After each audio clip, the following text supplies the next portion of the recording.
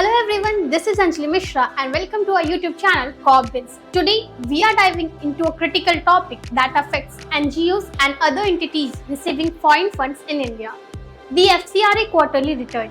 Let's explore what you need to know. Firstly, let's understand what the FCRA is all about. The Foreign Contribution Regulation Act, enacted in 2010, governs how NGOs and other entities in India can receive and use foreign funds. Its primary aim is to ensure these funds are utilized in ways that align with national interests and are transparent. Now, the FCRA quarterly return is a crucial requirement for organizations under this Act. Beyond an annual report, it mandates detailed quarterly submission of foreign fund receipts and their expenditure. This transparency is essential for accountability. Now the question arises, who exactly needs to file this return? Well, any entity registered under the FCRA that receives funds from foreign sources must comply. This includes both organizations and individuals managing foreign contributions. And is filing these returns mandatory? Absolutely. Organizations that receive foreign contributions exceeding 10 lakh annually must file these quarterly returns. Failure to do so can result in penalties such as fines and in severe cases cancellation of FCRA registration. Now let's talk about the deadlines.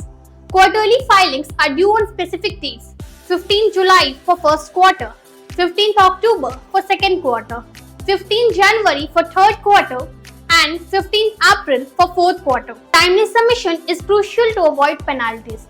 Now, what information is needed for these filings?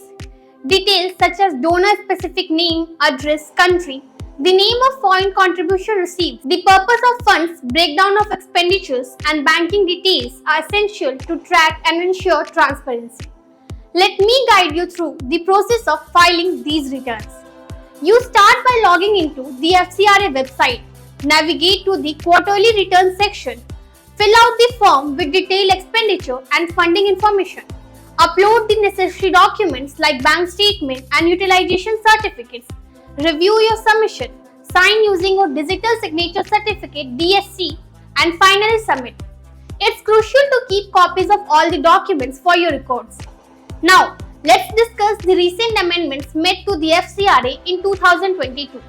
These changes were aimed at enhancing transparency and accountability.